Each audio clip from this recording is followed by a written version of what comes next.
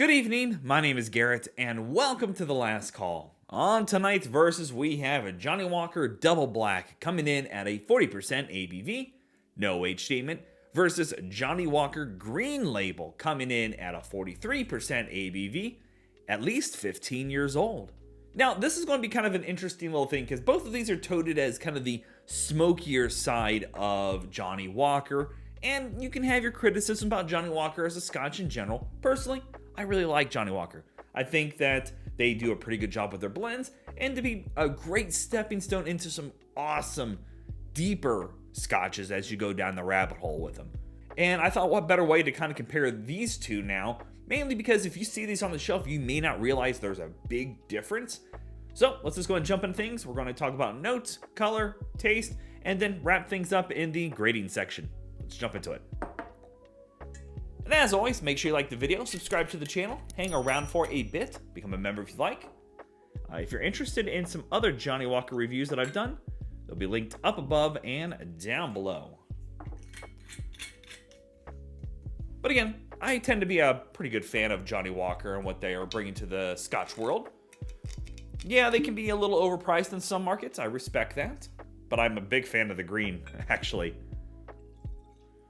So, I'm really excited to see how these two compare, though.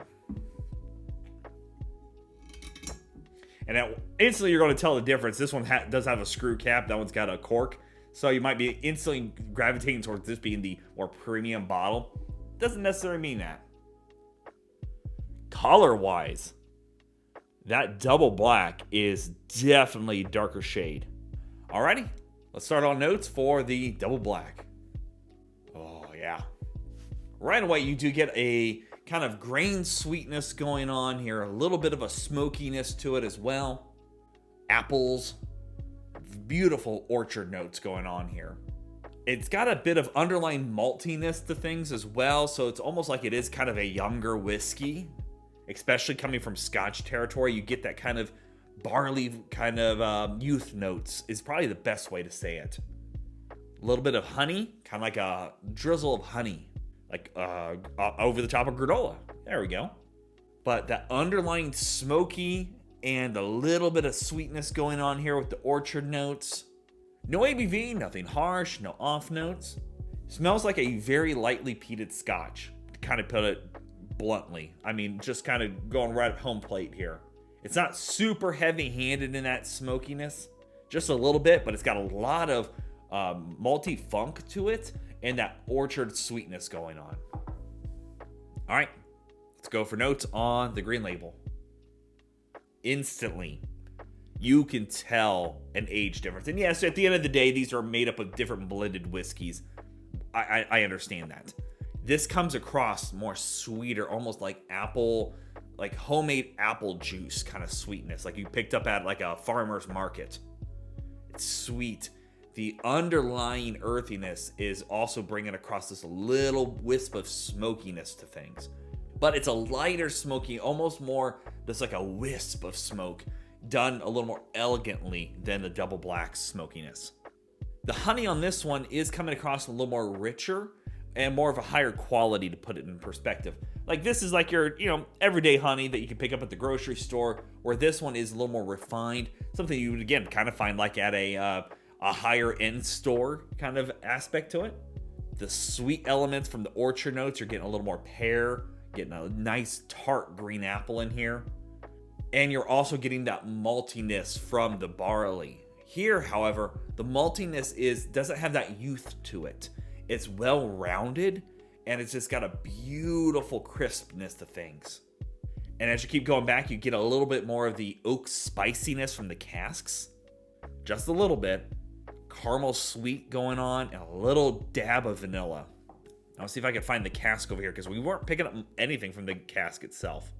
Being that they're aged in ex-bourbon casks a lot of times, you're not picking up a big amount of the vanillas or the caramels. You're getting a little bit of the barrel spice going on here in the double black, but it's very, very light comparatively to the green label itself. All right, let's go for a taste on the double black.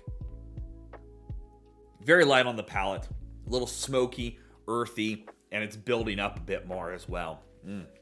Getting a nice sweet apple crispness going on here, more like a red delicious apple. A little bit of spiciness going on. It drinks very thin on the palate, and being that it's 40%, it's not unexpected. However, there has got some good characteristics, kind of leading you into more smoky scotches and opening up that door to more scotches in general. Very simple, but honestly has a great palate to things. Second sip here, getting a little bit more of the maltiness going on here with the barleys, and you're just getting kind of more of a youth bite. Just a light one. It's not like a huge heavy-handed youth bite in things. I love that sweetness to help counteract that from the orchard notes, and that bit of the honey sweetness is showing up here, and it is bringing across kind of a floral honey note going on.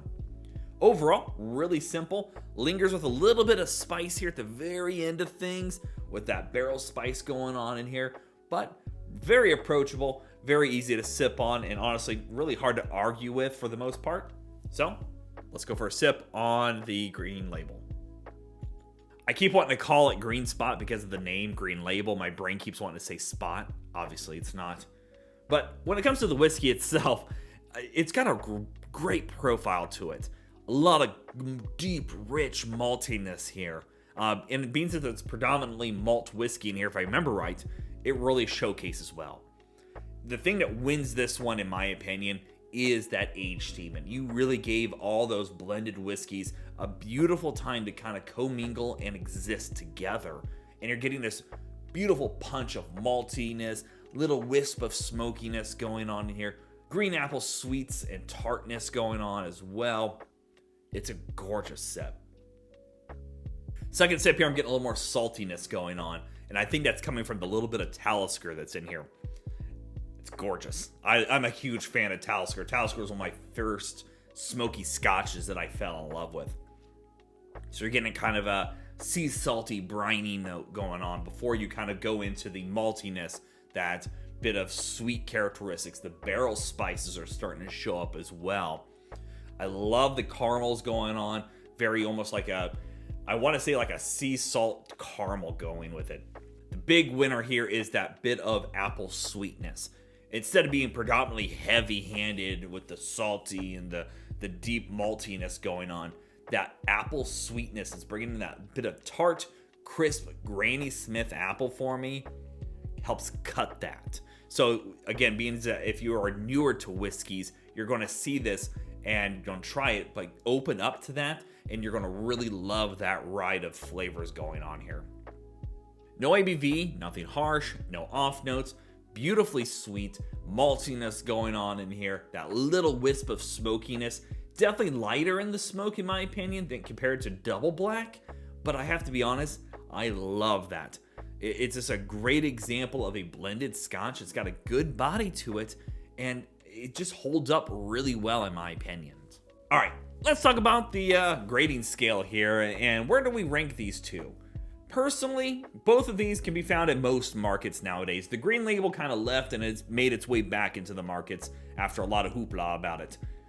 Personally, here in Indiana, I could find this for about $43 to $45 at like Total Wine, where this one goes up to $65. So I'm going to split hairs and say, it's a $20 spread difference. Personally, for $65, I think the Green Label is a beautiful example. I love this profile. The sweet, the salty, the caramels, and that little wisp of smokiness in this one, in my opinion, does leaps and bounds over the Double Black.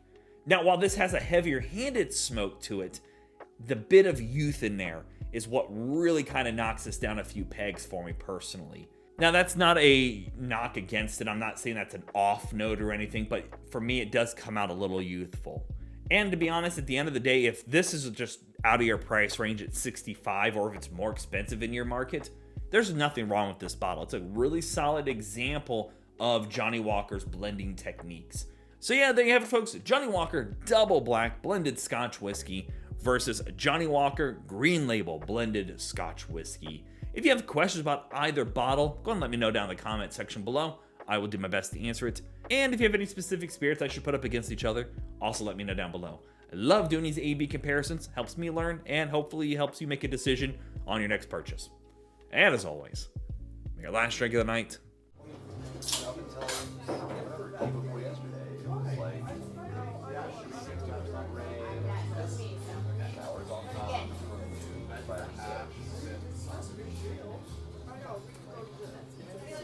you know, and I really like it might